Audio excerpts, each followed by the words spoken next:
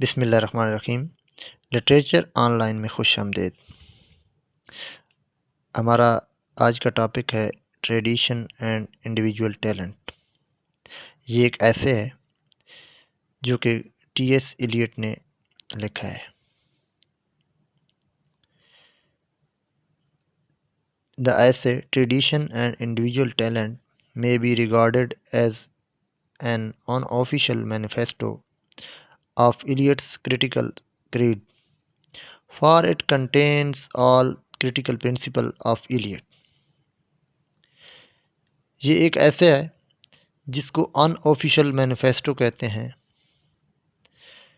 Criticism पे, जो कि टी.एस. इलियट ने क्रिटिसिज्म पे लिखा है। The essay is divided into three parts. The first part gives us Eliot's concept of tradition, and the second part deal with his history, his theory of impersonality of poet. जो T.S.. Elliot ने theory दी है impersonality की, second part में उसको discuss किया गया है। The short third part is the conclusion of the whole discussion. T.S. Eliot begins his essay by pointing out that the word tradition is generally regarded as a term of censor. उसको ये sensor कहता है। Sensor का मतलब है harsh criticism, disapproval. वो कहता है जो ट्रेडिशन है बेसिकली इसको क्रिटिसिज्म का सामना करना पड़ता है। इस लफ्ज़ को लोग इसको डिसअप्रूव करते हैं। ट्रेडिशन को यही समझा जाता है कि ये पुराने लोगों की जो है वे ऑफ लाइफ है। He says that word tradition sounds disagreeable to the English ears. वो कहता है कि जो वर्ड ट्रेडिशन है ये इंग्लिश के जो लोग हैं उनके कानों को नागवार गुजरेगा। When the English praise a poet, जब इंग्लिश पीपल शायर की तारीफ़ करते हैं, they praise him for those aspects of his work which are most individual and original. कि जब वो किसी भी पोएट की तारीफ़ करते हैं तो उसके उन पहलुओं को ये प्रेज़ करते हैं जो यूनिक हों, इंडिविजुअल हों, अपनी हैसियत में इनफरादी हैसियत वो रखते हों या ओरिजिनल हों। उनको कहा जाता है they suppose that his chief merit lie in such parts. और जो हिस्सा एक इंडिविजुअलिटी रखता है या ओरिजिनल होता है या यूनिक होता है, उस हिस्से को उसकी कामयाबी गिना जाता है, चीफ मेरिट गिना जाता है। This undue stress on individuality shows that English have an uncritical bent of mind. जो उसकी पोएट्री में यूनिक हिस्सा होता है, ट्रेडिशन से हट के होता है, इंडिविजुअलिटी शो करता है, उस हिस्से को ये लोग चीफ मेरिट की लिस्ट में रखते हैं। और यही चीज़ इंग्लिश के जो लोग हैं उनके अनक्रिटिकल बेंट ऑफ माइंड को शो करता है कि उनका झुकाव अनक्रिटिकल बिहेवियर की तरफ है। टी.एस. इलियट क्या कहता है, उसके व्यूज़ क्या हैं, ये आने वाले अभी पैराग्राफ्स में हम देखेंगे। They praise the poet for wrong thing. कि इंग्लिश पीपल जो हैं वो शायर की जो एक खामी है उसको वो प्रेज़ करते हैं। If they examine the matter critically with an unprejudiced mind, they will realize that the best and most individual part of the poet's work is that which shows the maximum influence of the writer of the past. T S. Eliot कहता है कि अगर वो सही critically बग़ैर तअस्सुब के उस चीज़ को एनालाइज करें, पीस ऑफ आर्ट को, किसी भी पोएट का, तो वो हिस्सा जो सबसे best and most individual part वो होगा, बेहतरीन हिस्सा वो होगा जिसमें जो एंसेस्टर्स, जो पास्ट के जो राइटर हैं, उनका जो असर उसमें जितना ज़्यादा शो होगा, जिस हिस्से में पोएट्री के या पीस ऑफ आर्ट के, वो हिस्सा बेहतरीन हिस्सा गर्दाना जाएगा। He says, if we approach a poet without prejudice, we shall often find that not only the best but the most individual part of his work may be those in which the dead poet, his ancestors, assert their immortality most vigorously. वो कहता है कि अगर हम किसी poet को बग़ैर तअस्सुब के अप्रोच करें, मेरिट पे अप्रोच करें उसको, तो हम अक्सर वो हिस्सा बेहतरीन गर्दानेंगे, उस हिस्से को बेहतरीन समझेंगे, और वो हिस्सा मोस्ट इंडिविजुअल पार्ट होगा उसके वर्क का, जिसमें उसके डेड पोएट्स, इंसेस्टर्स इस अपनी इम्मॉर्टैलिटी को शो करेंगे। मतलब कि वो अपना असर दिखाएंगे। असर कौन दिखाता है? एक डेड पोएट है, वो अपना असर दिखा रहा है, इसका मतलब है ही इज़ नॉट डेड, वो जिंदा है। जो अपना इन्फ्लुएंस कर रहा है आज के राइटर को, तो वो अपनी इमोर्टैलिटी शो कर रहा है। इमोर्टल क्या होता है? जिसको कोई फना ना हो, लाफानी। मोर्टल जो होता है, जो फना होने वाली चीज़ को मोर्टल कहते हैं, और इमोर्टल जिसको फना ना हो, लाफानी चीज़ को इमोर्टल कहते हैं। After this Eliot comes to the consideration of the value and significance of tradition. इसके बाद टी.एस. इलियट जो ट्रेडिशन है उसकी सिग्निफिकेंस और वैल्यू पे डिस्कशन करता है। According to Eliot, tradition does not mean to a blind adherence to the ways of the past. Eliot के मुताबिक ट्रेडिशन इस बात का नाम नहीं है कि आप अंधाधुंध ब्लाइंडली जो है अपने माजी के साथ जुड़ जाएं, माजी के तरीक़ों के साथ जुड़ जाएं। This would be mere slavish imitation, ये जस्ट एक ग़ुलामाना जो है फॉलोइंग होगी या कॉपी करना कहलाया जा सकता है। स्लेविश इमिटेशन कहते हैं, स्लेविश कहते हैं ग़ुलामाना, और इमिटेशन कॉपी करना। A mere repetition of what has already been achieved, he believes that. कहता है कि सिर्फ रेपिटिशन जो कि ऑलरेडी पहले गुजर चुका है, he believes that novelty is better than repetition, कि रिपीटिशन जो है उससे बेहतर है कोई जिद्दत, नया करना, कुछ नया करना। नोवेलिटी कहते हैं कुछ नया करना, वो बेहतर है रिपीटिशन से, कि माजी के जो चीज़ें हैं उनको रिपीट करने से बेहतर है कि आप नोवेलिटी लाएं अपने काम में। He says that tradition in the sense of passive repetition is to be discouraged. Passive कहते हैं सुस्त, जिसके अंदर कोई क्रिएटिविटी ना हो, बल्कि एक कुएं के बैल की तरह रेपिटिशन करता रहे जो कि पास्ट में गुजर चुका है। इसको इस तरह की ट्रेडिशन को टी.एस. एलियट रिजेक्ट करता है, डिस्करेज करता है। For Eliot, tradition is a matter of much wider significance.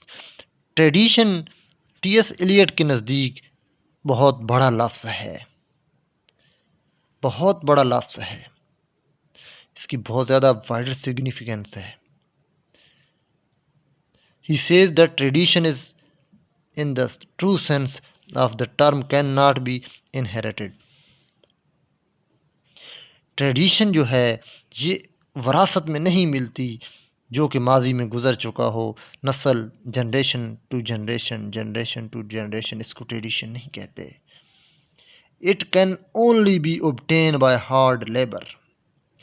ये जो ट्रेडिशन है ये वो नहीं है कि जो बाप से दादा से बाप, बाप से बेटा और आगे पोते की तरफ जो ट्रांसफ़र होती है उसको ट्रेडिशन नहीं कहते, बल्कि ये जो ट्रेडिशन है इसको हासिल करने के लिए बहुत ज़्यादा हार्ड, सख्त किस्म की लेबर की ज़रूरत पड़ती है।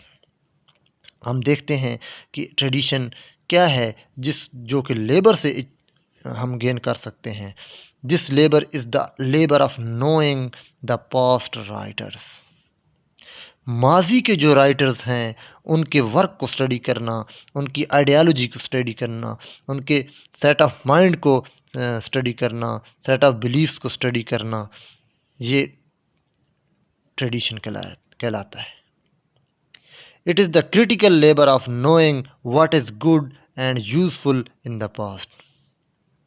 ये वो वाली लेबर है जिसमें अच्छा और यूज़फुल, जो कि माजी में फ़ायदेमंद क्या चीज़ हो चुकी है उसको जानना, उसका नॉलेज गेन करना, उसकी सेंस गेन करना, ये ट्रेडिशन है। Tradition can be obtained only by those who have historical sense. कहता है जो लोग ट्रेडिशन गेन करना चाहते हैं उनके लिए ज़रूरी है कि वो हिस्टोरिकल सेंस रखते हों। Historical sense involves perception. Historical sense क्या है कि जो हिस्ट्री में जितने पोएट्स गुजर चुके हैं उनके वर्क को, उनकी जो जो उनका दौर है, उनके पीरियड्स को स्टडी करना और जानना, सेंस रखना, परसेप्शन सेंस रखना, इसको कहते हैं historical sense. Not only of the pastness of the past but also of its presence. माजी को इसलिए नहीं जानना कि वो माजी था, बल्कि माजी को इस प्रेजेंस, उसकी प्रेजेंस मौजूद होनी चाहिए आपके वर्क में जो अभी आप लिख रहे हैं। उसके अंदर माजी पास्ट की प्रेजेंस को जो है वो रखना, ना कि पास्ट को एज ए पास्ट लेना। One who has historical sense,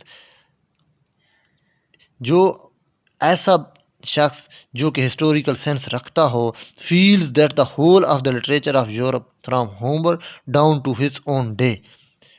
जो कि हिस्टोरिकल सेंस रखता हो उसको ज़रूरी है उसके लिए कि वो होमर से लेकर अपने दौर तक हर जो पोएट है या राइटर है उसको जानना, उसको फील करना, उसके काम को जानना।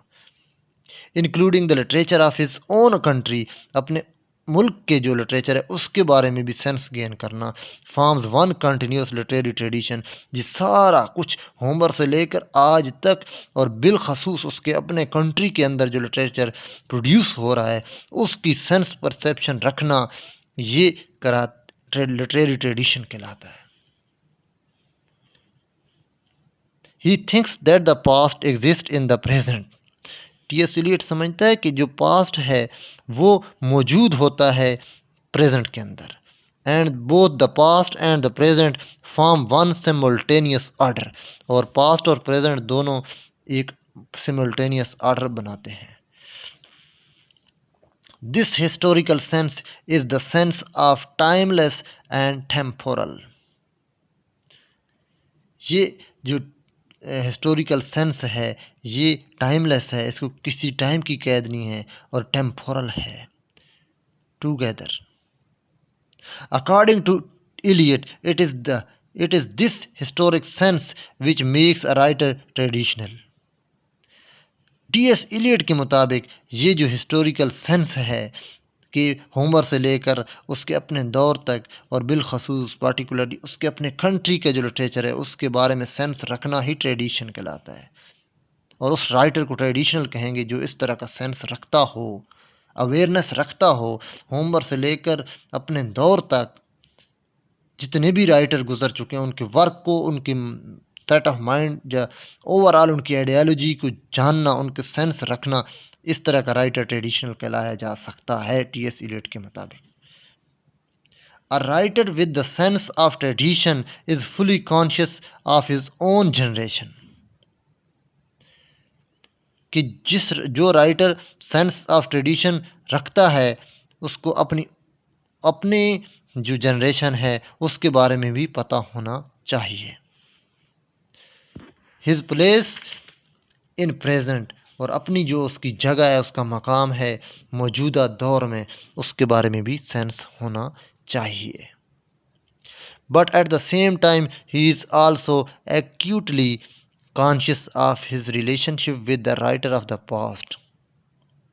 और इसके साथ साथ उसको अपने जो उसका स्टेचर है उसका पता होना चाहिए कि पास्ट के राइटर के साथ उसका स्टेचर कितनी वैल्यू रखता है. अपने स्टेचर का जो एक्चुअल उसका जो स्टेचर है उसके बारे में उसको जानकारी होनी चाहिए, सेंस होना चाहिए. In short, the sense of tradition implies कि जो सेंस ऑफ ट्रेडिशन है वो ये शो करता है, वो ये इशारा देता है, a recognition of continuity of literature. Number 1 कि जो कंटिन्यूटी ऑफ लिटरेचर है होमर से लेकर ऑनवर्ड, उसके बारे में रिकग्निशन की जानकारी होना, पता होना, नॉलेज होना, इंफॉर्मेशन होना, सेंस होना. नंबर 2, ये ट्रेडिशन जो है, ट्रेडिशन, सेंस ऑफ ट्रेडिशन के जो मेन पास्चुलेट्स हैं कि किस चीज़ के बाद हम कहते हैं कि इस राइटर को सेंस ऑफ ट्रेडिशन है, क्या क्या चीज़ उसमें होनी चाहिए. नंबर 1 कि उसको recognition of the continuity of literature होनी चाहिए. Number 2, a critical judgement as to which of writers of the past is still significant in the present. और इसके अंदर क्रिटिकल जजमेंट होनी, वो कर सके, क्रिटिकल जजमेंट कर सके और उसको ये पता हो कि क्या वजह है कि जो पास्ट के राइटर हैं वो इस दौर में भी प्रेजेंट हैं, उनकी अहमियत है, उनकी सिग्निफिकेंट है, इस बारे में उसको पता होना चाहिए. A knowledge of these significant writers through hard and painstaking effort. और जो पास्ट के जितने सिग्निफिकेंट राइटर्स हैं उनके बारे में नॉलेज होना, और कितना नॉलेज होना, थ्रू हार्ड एंड पेंस्टेकिंग एफर्ट, सख्त मेहनत के बाद उनके बारे में जानकारी रखना. क्योंकि ये कोई इतना आसान काम नहीं है कि पास्ट के राइटर्स को भी और मौजूदा दौर के राइटर्स को भी सही मायनों में क्रिटिकली उनकी जानकारी रखना, उनके जिस तरह का स्टेचर है उतना ही जानना, ये पेंस्टेकिंग और हार्ड वर्किंग काम है. Tradition represent accumulated wisdom and experience of ages, therefore its knowledge is essential for really great and noble achievements. Tradition का मतलब क्या है? ट्रेडिशन रिप्रेजेंट करता है accumulated wisdom, यानी होमर से लेकर आज तक जितनी विजडम की कलेक्शन है उसको ट्रेडिशन कहते हैं. या एक्सपीरियंसेस ऑफ एजेस, जितने भी एजेस हैं उनके अंदर के जो एक्सपीरियंसेस हैं, उनका नॉलेज है, उसके बारे में पता होना, ये ट्रेडिशन है. Therefore, its knowledge is essential for really great and noble achievement. इसलिए इस तरह के एक्सपीरियंसेस ऑफ एजेस और अकोमोलेटेड विजडम जो आज तक हो चुकी है, इसको अचीव करना बहुत ज़्यादा ग्रेट एंड नोबल अचीवमेंट है. While emphasizing further on the value of tradition, Eliot says that no writer has his value and significance in isolation. Value of tradition पे मज़ीद ज़ोर देते हुए टी.एस. इलियट कहता है कि कोई भी राइटर, उसकी कोई वैल्यू नहीं है जब वो आइसोलेट हो जाता है, उसकी सिग्निफिकेंस नहीं है आइसोलेशन में. आइसोलेशन की इंडिविजुअलिटी जब उसके अंदर आ जाए, यूनिक जब वो हो जाए, तो उसकी कोई वैल्यू नहीं है. जब तक उसके वर्क के अंदर जो पास्ट के राइटर हैं उनका हवाला ना मिले, उनकी ज़िक्र ना मिले, उनके साथ कंपैरिजन ना मिले, उस वक्त तक उसकी कोई वैल्यू नहीं है। क्योंकि कोई भी राइटर जज उस वक्त किया जा सकता है जब वो कंपैरिजन में आ जाता है। जो किसी कंपैरिजन में भी ना आए तो उसको फिर उसकी आइसोलेशन में कोई वैल्यू नहीं है। To judge the work of a poet or an artist, we must compare and contrast his work with the work of the past. कि किसी भी राइटर, किसी भी पोएट के वर्क को जज करने के लिए ज़रूरी है कि उसका कंपैरिजन हो, उसका कंट्रास्ट हो किसी और वर्क के साथ, पास्ट के वर्क के साथ, ताकि उसकी जो सिग्निफिकेंस है, उसका जो स्टेचर है वो विजिबल हो सके, वो वाज़े हो सके। लेकिन आइसोलेशन में कोई भी चीज़ अगर आइसोलेशन में आ जाए तो उसके छोटा या बड़ा होने का पता नहीं चल सकता। चीज़ के बड़ा या छोटा होने का तब पता चलता है जब वो किसी चीज़ के साथ कंपेयर की जाए या कंट्रास्ट में आ जाए।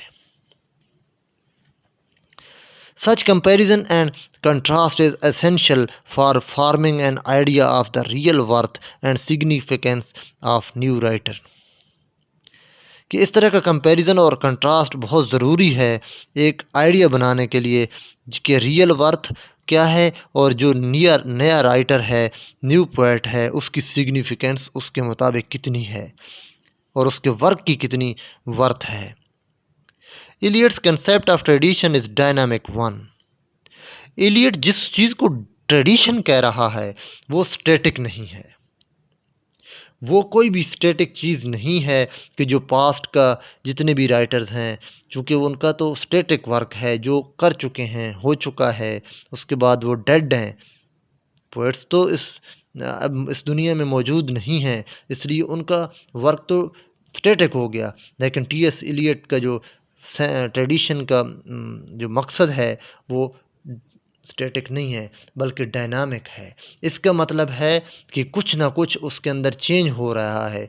जब एक वर्क लिखा जा चुका है और उसको टी.एस. इलियट डायनामिक कह रहा है, इसका मतलब है कि जो अभी भी राइटर जो आ रहे हैं, राइटर जो कि बज़ाहिर ज़ाहिर हो रहे हैं, नमूदार हो रहे हैं, उनका वर्क भी ट्रेडिशन का हिस्सा है और वो अल्टर करते हैं। जब भी उसका एक ट्रेडिशन का एक ऑर्डर है, जब नया राइटर कुछ अपना वर्क प्रोड्यूस करता है तो वो उस ट्रेडिशन जो ट्रेडिशन है उसके अंदर वो शामिल हो जाता है, उस ऑर्डर के अंदर शामिल हो जाता है, उस टीम के अंदर शामिल हो जाता है और वो उसके पूरे ऑर्डर को गो के स्लाइटली अल्टर करता है, लेकिन वो इसको ऑर्डर को हल्का सा चेंज कर देता है।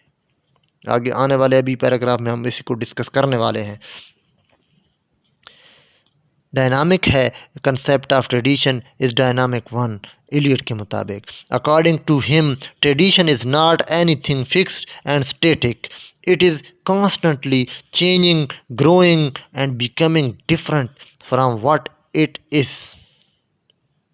और ये जो ट्रेडिशन है ये कॉन्स्टेंटली चेंज हो रहा है, ग्रोइंग बढ़ रहा है और becoming different from what it is, जो अभी है इससे डिफरेंट होता जा रहा है। A writer in the present must seek guidance from the past. और टी.एस. इलियट कहता है कि जो आज का राइटर है उसको ज़रूर माजी के जो राइटर्स हैं या उनका वर्क है उससे गाइडेंस लेनी चाहिए। However, he must try to conform to the literary tradition. हालांकि उसको ज़रूर अपने आप को कोशिश करनी चाहिए कि वो लिटरेरी ट्रेडिशन के जो एक स्ट्रीम है उसके अंदर अपने आप को ढाल ले। But just as the past directs and guides the present, so the present alter and modify the past. वो कहता है कि जिस तरह पास्ट जो है वो प्रेजेंट के जो राइटर्स हैं, पास्ट के जो राइटर्स का वर्क है वो जिस तरीके से प्रेजेंट के राइटर को गाइड करता है, इसी तरह जो प्रेजेंट का राइटर है जब वो कोई भी वर्क पीस ऑफ आर्ट जब प्रोड्यूस करता है, क्रिएट करता है, तो वो उस पूरे आर्डर को गो के स्लाइटली बल्कि मॉडिफाई कर देता है पास्ट को। When a new work of art is created, if it is really new and original, कि जब भी कोई नया पीस ऑफ आर्ट या वर्क ऑफ आर्ट क्रिएट किया जाता है, तो अगर वो वाकई न्यू है और ओरिजिनल है, तो वो the whole literary tradition is modified, तो जो पूरी लिटरेरी ट्रेडिशन है उसके अंदर मॉडिफिकेशन आ जाती है, गो के लाइट दो वेरी स्लाइटली, हल्की सी उसके, अगरचे वो थोड़ी होती है लेकिन वो उसके अंदर मॉडिफिकेशन आ जाती है। Eliot says that the relationship between the past and present is not one-sided. Eliot कहता है कि पास्ट और प्रेजेंट के साथ कुछ जो आपस में रिलेशनशिप है, ये वन साइडेड नहीं है कि पास्ट के राइटर को ही सिर्फ फॉलो किया जाता हो और प्रेजेंट के जो राइटर्स हैं उनका जो वर्क है वो पास्ट को अफेक्ट नहीं कर सकता, बल्कि पास्ट के जो वर्क है उसको प्रेजेंट का जो राइटर है, अगरचे वो ओरिजिनल हो और रियल हो, तो वो उसके अंदर चेंज लाता है, मॉडिफिकेशन लाता है ओवरऑल जो ट्रेडिशन का ऑर्डर है। इट इज़ रेसिप्रोकल रिलेशनशिप, बल्कि ये कुछ लो और कुछ दो वाला है। रेसिप्रोकल के मैंने उलट है कि अगर पास्ट के जो राइटर्स हैं वो इन्फ्लुएंस करते हैं प्रेजेंट के राइटर को, तो इन जो प्रेजेंट के राइटर का वर्क है वो पास्ट के जो राइटर्स का वर्क है उसके आर्डर के अंदर मॉडिफिकेशन लाता है। तो इस वर्क को इस रिलेशनशिप को रेसिप्रोकल रिलेशनशिप कहते हैं कि पास्ट का वर्क गाइड कर रहा है प्रेजेंट के राइटर को और प्रेजेंट के जो राइटर है उसका वर्क उसको मॉडिफाई कर रहा है। The past directs the present and it is modified and alter by the present. वही बात आ गई है कि पास्ट जो है वो उसको डायरेक्शन देता है प्रेजेंट को, और ख़ुद जो है वो मॉडिफाई हो जाता है प्रेजेंट के वर्क से। कौन मॉडिफाई हो जाता है? पास्ट का जो वर्क है, यानी पास्ट का वर्क प्रेजेंट को डायरेक्ट कर रहा है, उसको डायरेक्शन दे रहा है, और ख़ुद इट सेल्फ जो है मॉडिफाई हो रहा है प्रेजेंट के वर्क से। Eliot says the existing monument form an ideal order among themselves, which is modified by the introduction of new work of art among them. The existing order is complete before the new work arrive. With the introduction of new work, the whole existing order must be though very slightly altered. T S. Eliot कहता है कि जो existing monument है, existing monument एक यादगार building की तरह इसके वर्क को ये कह रहा है टी.एस. इलियट कि जो कि पास्ट के जो राइटर्स हैं टिल नाउ, ये ओवरऑल जितने भी बड़े फिगर्स हैं इनके काम को टी.एस. इलियट मोनूमेंट कह रहा है, और इनका जो आपस का आर्डर है उसको आइडियल आर्डर कह रहा है एक दूसरे के साथ। वो कहता है which is modified by the introduction of new work of art among them.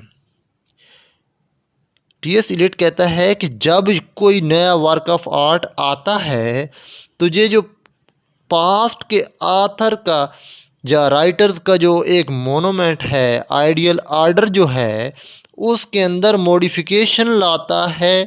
कौन? जो नया वर्क प्रोड्यूस होता है प्रेजेंट में।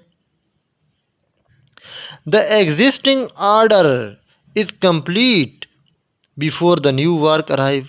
उससे पहले भी एग्जिस्टिंग आर्डर कंप्लीट था, लेकिन जब वो नया वर्क प्रोड्यूस हुआ, इसके अंदर आया, तो क्या हुआ? With the introduction of new work the whole existing order must be, कि जो होल एग्जिस्टिंग आर्डर है वो ज़रूर, अगरचे थोड़ा कम, लेकिन चेंज होगा, आल्टर तब्दील हो जाएगा। Every great poet like Virgil, Dante, or Shakespeare adds something to the literary tradition out of which the future poetry will be written. वो कहता है कि हर पोएट जो है, ग्रेट पोएट जिस तरह वर्गल था, दांटे था या शेक्सपियर था, उन्होंने लिटरेरी ट्रेडिशन के अंदर कुछ ना कुछ ऐड किया है और जिसमें से फ्यूचर की पोएट्री जो है लिखी जा रही है। क्योंकि जो ओल्ड राइटर्स हैं वो गाइडेंस देते हैं फ्यूचर के राइटर्स को। इसलिए जो ग्रेट पोएट्स हैं वर्जिल, डांटे या शेक्सपियर, वो इन्फ्लुएंस कर रहे हैं फ्यूचर के वर्क को till now. The work of poet in the present is compared and contrasted with the work of the past. वो कहता है जो प्रेजेंट के जो राइटर हैं उनका जो वर्क ऑफ आर्ट है वो कंट्रास्ट किया जाता है, कंपेयर किया जाता है वर्क ऑफ पास्ट के साथ। And it is judged by the standard of the past, और जो पास्ट के स्टैंडर्ड से उसी के मुताबिक जज किया जाता है, उसको एनालाइज किया जाता है। But this judgement does not mean determine good और बैड। लेकिन ये जो जजमेंट है इसमें ये नहीं देखा जाता कि जो नया वर्क है वो बुरा है या अच्छा है। It does not mean deciding whether the present work is better or worse than the work of the past. इसका ये मतलब नहीं है कि ये डिसाइड करना कि प्रेजेंट का जो वर्क है वो बेहतर है या ख़राब है पहले वाले वर्क से, माजी वाले से। Though an author in the present is certainly not to be judged by the principle and standard of the past, बल्कि जो प्रेजेंट का आथर है उसको जो प्रिंसिपल्स जो स्टैंडर्ड ऑफ पास्ट हैं उनसे जज नहीं किया जाता। Yet the comparison is made for the purpose of analysis. लेकिन ये कंपैरिजन जस्ट एनालिसिस करने के लिए होता है, गुड या बैड प्रूव करने के लिए नहीं होता। For farming a better understanding of the new, बल्कि जो नया वर्क है उसको समझने के लिए, बेहतर तौर पर समझने के लिए, उस राइटर के स्ट्रक्चर को देखने के लिए हम एनालाइज कर सकते हैं। ये नहीं कह सकते कि ये बुरा है या अच्छा है। Moreover this comparison is reciprocal. मज़ीद वो कहता है कि ये रेसिप्रोकल है, ये कंपैरिजन है। The past helps us to understand the present. जो पास्ट है वो हमें मदद करता है प्रेजेंट को समझने के लिए। In the same way it throws light on the past, और इसके साथ साथ जो प्रेजेंट का वर्क है वो रोशनी डालता है पास्ट पे, वो रिप्रेजेंटेशन उसकी करता है। हमें प्रेजेंट के वर्क से पता चलता है कि पास्ट कैसा होगा जो इसको गाइड कर रहा है, क्योंकि कुछ ना कुछ झलक जो प्रेजेंट का वर्क होता है किसी भी राइटर का, उसके पास्ट की झलक उसमें नज़र आती है, क्योंकि गाइडेंस या डायरेक्शन जो वो पास्ट से लेता है। In this way we can form an idea of what is really individual and new. इस तरीके से हम ये पता कर सकते हैं कि कौन सी चीज़ न्यू है इसके पीस ऑफ आर्ट में जो राइटर अभी प्रेजेंट में लिख रहा है। Now T.S. Eliot explains further what he means by the sense of tradition। मज़ीद वो सेंस ऑफ ट्रेडिशन को डिस्कस करता है। The sense of tradition does not mean that the poet should try to know the past as a whole. T.S. Eliot कहता है कि sense of tradition के ये हरगिज़ मतलब नहीं है कि पोएट को या शायर को माजी को एज अ होल जानना। Such a labour is impossible as well as undesirable, कि इस तरह बिल्कुल इम्पॉसिबल है, नामुमकिन है कि पूरे माजी को एज अ होल स्टडी करना किसी भी पोएट के लिए मुश्किल है। The past must be examine critically but only the significant in it should be acquired. लेकिन वो कहता है कि पूरे पास्ट को एग्जामाइन करना क्रिटिकली, और सिर्फ वो सिग्निफिकेंट फिगर जिन जो कि वाकई सिग्निफिकेंट हैं, इम्पोर्टेंट हैं, उनके बारे में जानकारी करना जो है वो मुनासिब होगा। The sense of tradition does not also mean that the poet should know only a few poets whom he admires। इसके अलावा ट्रेडिशन, सेंस ऑफ ट्रेडिशन का हरगिज़ ये भी मतलब नहीं है कि शायर सिर्फ उन्हीं शायर को स्टडी करे जिनकी वो तारीफ़ करता है या जिनको वो पसंद करता है। It will be a sign of immaturity and inexperience. ये जो है इमेच्योरिटी का साइन है और ना तजर्बाकारी का साइन गिना जाता है। Neither should a poet be contented merely to know some particular age or period which he likes। वो कहता है ना कि एक शायर को इसमें इत्मीनान महसूस करना चाहिए उन पोएट्स को स्टडी करने में या उस एज को जिसको वो लाइक करता है। दो it will B pleasant and delightful, अगरचे वो खूबसूरत हो और खुशगवार ही क्यों ना हो वो पीरियड, लेकिन उसको वो जिसको वो लाइक करता है ज़रूरी नहीं कि उसी को वो स्टडी करे। Yet it will not constitute a sense of tradition, और ना ही ये सेंस ऑफ ट्रेडिशन बनाता है कि आप अपनी मन मर्ज़ी के पोइट्स को स्टडी करें, अपने मन मर्ज़ी के पीरियड को स्टडी करें। A sense of tradition in the real sense means, sense of tradition का रियल सेंस में जो मतलब है consciousness of main current which does not all flow invariably through the most distinguish reputations, कि उस current को, जो करंट चल रहा है, जो स्ट्रीम चल रही है, जो ऑर्डर चल रहा है पोएट्स का माजी से, उसके बारे में शऊर रखना। Which does not all flow invariably, कि जो कि, अब ये इसमें क्या कह रहा है कि जो कि चेंज हो रहा है मुसलसल। Which does not all flow invariably, जो कि मुसलसल चेंज हो रहा है। उस करंट को, उस नदी को, जो ये नदी करंट कह रहा है, जो जितने भी पोएट्स, ये उसकी पोएट्स पास्ट से लेकर आज तक जो एक स्ट्रीम है ना, उसको करंट कह रहा है। एक जो धारा है ना, जिसके जिसके अंदर जो एक धारा उस आर्डर का है, जो धारा जिसके अंदर पोएट्स ही पोएट्स हैं, पास्ट से लेकर आज तक एक स्ट्रीम आ रही है ना, एक नदी सी है। आप इस तरह देखें तो बिल्कुल एक आर्डर है उनका, पास्ट से लेकर फिर दूसरी सदी में, तीसरी सदी में, इस तरीके से एक पूरी स्ट्रीम बन रही है, उसको करंट कह रहा है। बह रहा है ना, एक आ जाता है पोएट, फिर दूसरा आ जाता है, फिर तीसरा आ जाता है, फिर चौथा आ जाता है, इलेक्ट्रॉन्स की मानंद। आप इस तरह समझे। तो उस करंट के अंदर मुसलसल तब्दीली आ रही है। क्यों? जो प्रेजेंट के राइटर हैं वो लिखते जा रहे हैं और उसके अंदर अल्ट्रेशन आती जा रही है। ये उसी की बात कर रहा है। Through the most distinguish reputation, और जिस जो डिस्टिंग्विश फिगर हैं उनके बारे में वो कहता है कि शऊर हासिल करना, उस करंट के बारे में शऊर हासिल करना जो कि मुसलसल आर्डर जिसका चेंज हो रहा है, उसकी सेंस ऑफ ट्रेडिशन कहते हैं। सेंस ऑफ ट्रेडिशन क्या है, मैं आसान लफ्ज़ों में बिल्कुल आपको समझाता हूँ कि सेंस ऑफ ट्रेडिशन वो करंट है, वो नदी है जो शायरों की नदी मैं कहूँ, जो पास से लेकर आज तक बह रही है और उसके अंदर मुसलसल अल्ट्रेशन आ रही है, उसके अंदर चेंज आ रही है, उसके बारे में कॉन्शियसनेस के मतलब शऊर हासिल करना, इसको सेंस ऑफ ट्रेडिशन कहते हैं। In other word, to know the tradition the poet must जज critically what are the main trends and what are incidental or topical.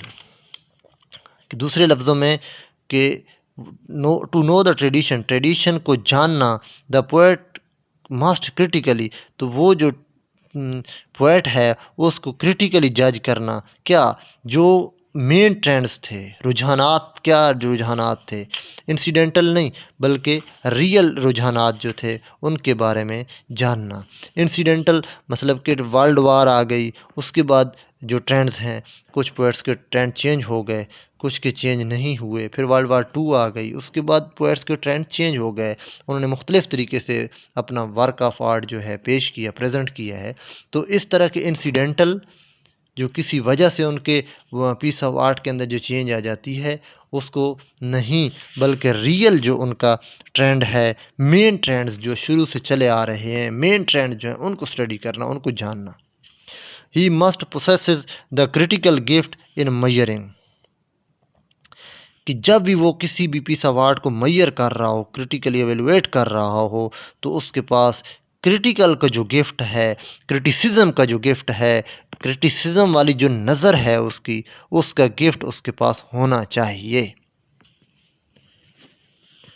He must also realize that the main literary trends are not determined by the great poets alone. Smaller poets are also significant. वो कहता है कि ये ज़रूरी नहीं है कि main literary trend सिर्फ बड़े बड़े पोएट्स की वजह से ही बनते हों, बल्कि छोटे पोएट्स जो है वो भी ट्रेंड को इन्फ्लुएंस कर सकते हैं, ट्रेंड बना सकते हैं, उनकी वजह से भी ट्रेंड चल सकता है। ट्रेंड क्या होता है? कुछ राइटर्स का रुझान होता है कि वो ख़ास किस्म की आइडियोलॉजी को फॉलो कर रहे होती हैं, उसके फोकस कर रहे होते हैं, उसकी जो है उसको फैला रहे होते हैं, उसके ऊपर लिख रहे होते हैं, उसकी उसको जो है ना वो अपने work piece of work art में जो है वो सोसाइटी के अंदर जो है वो डिलीवर कर रहे होते हैं। ज़रूरी नहीं है कि बड़े बड़े पोएट्स जो है ना वो किसी ख़ास ट्रेंड को फॉलो करें, बल्कि छोटे पोएट्स भी ट्रेंड बना सकते हैं। They are not to be ignored at all, बल्कि छोटे छोटे जो पोएट्स हैं उनको कभी भी इग्नोर नहीं करना चाहिए। उनके पीस ऑफ आर्ट को भी उतनी ही सिग्निफिकेंस देनी चाहिए जितने के बड़े जब जो मेन फिगर हैं उनको जितनी इम्पोर्टेंस दी जाती है। The poet must also realize that art never improve, कि शायर को ये पता होना चाहिए कि आर्ट कभी इम्प्रूव नहीं होती, दो it's material never remain the same, बल्कि इसका मटेरियल जो है वो चेंज होता है, आर्ट हमेशा सेम रहती है। The mind of the Europe may change, but this change does not mean that great writers like Shakespeare and Homer have grown outdated and lost their significance. वो कहता है कि यूरोप चेंज हो चुका है, यूरोप चेंज हो रहा है, लेकिन इसका मतलब ये नहीं है कि शेक्सपियर की जो है या होमर की जो है वो वैल्यूज़ ख़त्म हो गई है, वो डेड हो गए हैं लिटरेचर की दुनिया में, बल्कि ऐसा नहीं है, उनकी सिग्निफिकेंस उतनी ही है, हालांकि मटेरियल चेंज हो गया है। The great works of art never lose their significance, जो ग्रेट वर्क्स हैं वो कभी भी अपनी सिग्निफिकेंस लूज़ नहीं करते। होमर की भी आज भी उतनी वैल्यू है, शेक्सपियर की आज भी उतनी वैल्यू है, क्रिस्टोफर मार्लो आज भी उतना ही इम्पोर्टेंट है, और ओडिपस रेक्स जो है सोफोक्लस का जो है उसकी भी उतनी ही वैल्यू है जो उस वक्त थी। For there is no qualitative improvement in arts, quality के लिहाज से कोई भी आर्ट के अंदर इम्प्रूवमेंट्स नहीं आती। There may be refinement and development, लेकिन उसके अंदर रिफाइनमेंट और डिवेलपमेंट बल्कि उसकी तरक्की होती है, उसके अंदर बेहतरी लाई जाती है। But from the point of view of the artist there is no improvement, लेकिन एक आर्टिस्ट के पॉइंट ऑफ व्यू के मुताबिक आर्टिस्ट के मुताबिक देयर इज़ नो इम्प्रूवमेंट, कोई आर्ट के अंदर इम्प्रूवमेंट नहीं होती।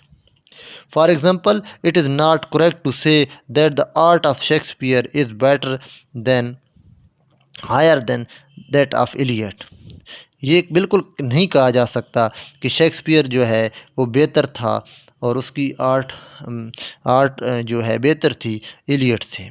There work are different kinds for the material on which they work different, उनका मटेरियल डिफरेंट था, उनका काम डिफरेंट था, लेकिन इनको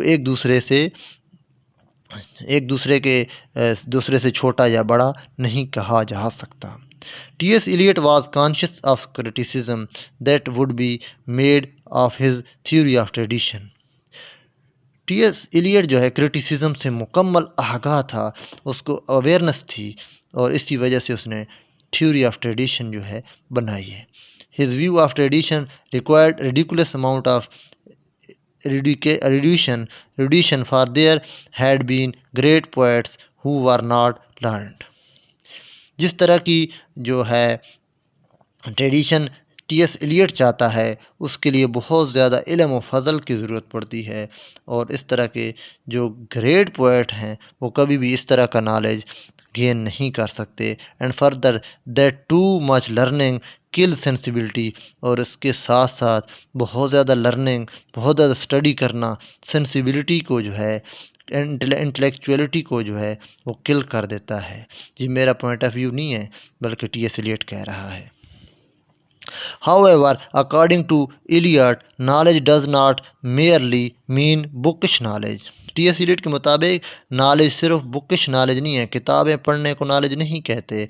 and the capacity for the acquiring knowledge differ from person to person, और कैपेसिटी जो है नॉलेज गेन करने की एक शख्स से दूसरे शख्स में डिफ़र करती है, चेंज करती है। Some can absorb knowledge easily, कुछ जो है वो नॉलेज को ईजीली डाइजेस्ट कर लेते हैं, while other must sweet for it, और बकाया जो है वो इसके लिए स्वीट फॉर इट मतलब कि इसको but he thinks that it is the duty of every poet to acquire to the best of his ability, कि टी.एस. एलियट के मुताबिक ये हर एक पोएट की ड्यूटी है कि वो उसके लिए ज़्यादा से ज़्यादा हार्ड वर्क करे अपनी एबिलिटी को बेहतर करने के लिए। The knowledge of the past and he must continue to acquire this consciousness throughout his career, उसको पास्ट का नॉलेज हासिल करना चाहिए और ये उसको अपने पूरे कैरियर के दौरान इस तरह का शऊर हासिल करना चाहिए। Such awareness of tradition sharpen the poet sensibility and it is indispensable for poetic creation. वो कहता है इस तरह की जो ट्रेडिशन की अवेयरनेस है ये पोएट के जो माइंड है उसको या उसकी सेंसिबिलिटी को तेज़ करती है, और ये लाजमी है किसी भी पोएटिक क्रिएशन के लिए। Thank you so much. हमारे चैनल को सब्सक्राइब करें और इस लेक्चर को आगे शेयर करें और उन स्टूडेंट तक पहुंचाएं जिनको इसकी ज़रूरत है।